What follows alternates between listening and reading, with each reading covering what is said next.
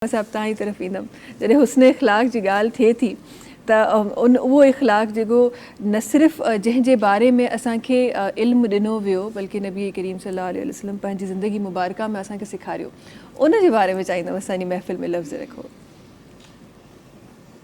हज़ूर अलैहिस्सलाम जे अख़लाक़ के मुबारका जो ॿुधायो ऐं वरी बीबी साहिबा जे बारे में बि तव्हां ॿुधायो त ॾिसो क़ुर पाक में अल्लाह रब्बुल आलमीन पंहिंजे हबीब अलैहिस्सलाम जे ख़ुलुक़ लाइ अख़लाक़ मुबारका जे लाइ ॿुधायो व इन्नका लअला ख़ुलुक़िन अज़ीम, याने ए मुंहिंजा हबीब तव्हां ख़ुल्क़ अज़ीम जा पैकर आहियो।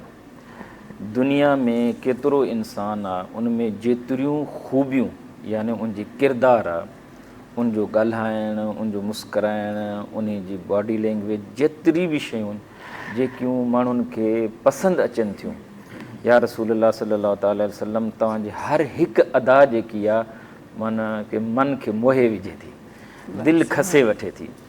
तव्हां याने हुस्न अख़लाक़ जा हिकु पैकर आहियो। ऐं तव्हां बीबी साहिबा जी ॻाल्हि कई त मूंखे वाक़ियो यादि अची वियो जेको हज़ूर अलैहिस्सलाम जे लाइ अहदीस तैयबा में आहे।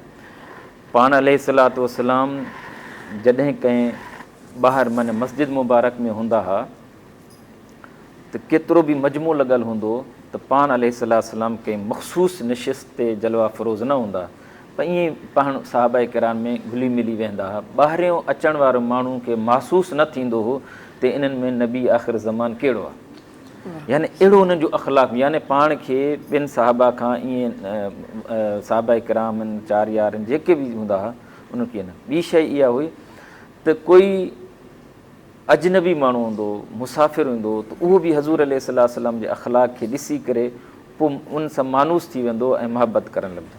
ख़ासि तौर ते माण्हू ॿाहिरि जेको आहे ईअं हूंदो आहे त उन ते प्रोटोकॉल ॿियनि खे बि ॾींदो आहे, ॿाहिरि वठंदो बि आहे। ऐं लेकिन घर में जेको आहे उन जी मामूल जे मुताबिक़ हर माण्हू जी ज़िंदगी गुज़ारींदो आहे। पोइ उहो याने जीअं ॿाहिरि हूंदो आहे तकल्लुफ़ात करणा पवंदा आहिनि, अंदरि घर में हूंदा रिलैक्स हूंदा।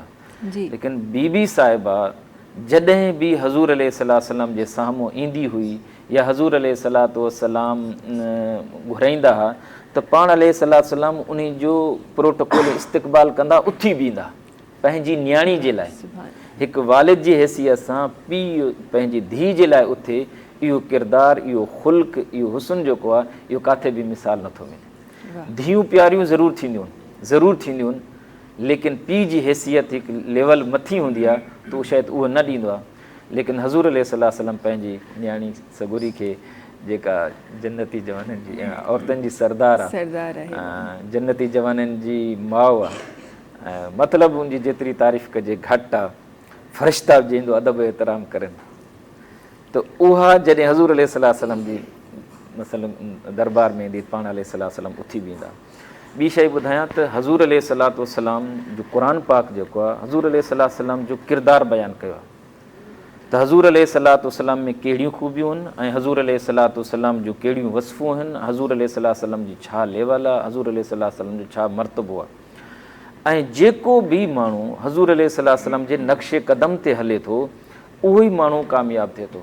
असां हाणे त असां वटि न साहबा किराम आहिनि, अहल बैत अतार त हलनि था हज़ूर अलैहिस्सलाम जो ज़ाहिरी, लेकिन अॼु माण्हू हर चवंदा जेको वली हूंदो, वॾो वली हूंदो, चवंदा त असां उन सां मुहबत कयूं, उनखे ॾिसूं, उनजी ज़ियारत कयूं।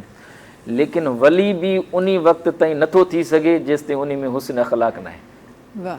अख़लाक़ आहे, इल्मु वॾो आहे ऐं पैसो बि वॾो आहे, जमात बि वॾी आहे, मुरीद बि घणा आहिनि, शागिर्द बि घणा आहिनि, शोहरत बि घणी आहे, अलाए छा छा करामतूं आहिनि नज़र अचनि थियूं, लेकिन अख़लाक़ न आहे त वली न आहे। विलायत खे कमाल ते पहुचाइण वारो बि अख़लाक़ आहे। इहो बि हज़ूर अलैहिस्सलाम जी हिकु सुन्नत आहे।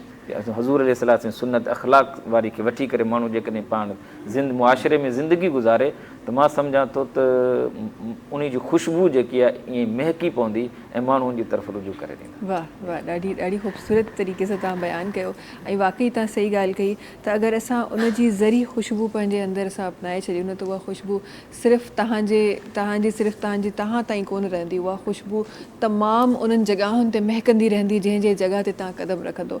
ऐं जॾहिं ही आम इंसान जी मां ॻाल्हि करे रही आहियां त उहा अगरि हिकु ज़री ख़ुशबू पंहिंजे अंदरि उहा समाए छॾे त उहा हर जॻह ते वेंदी जिथे जिथे क़दम रखंदो।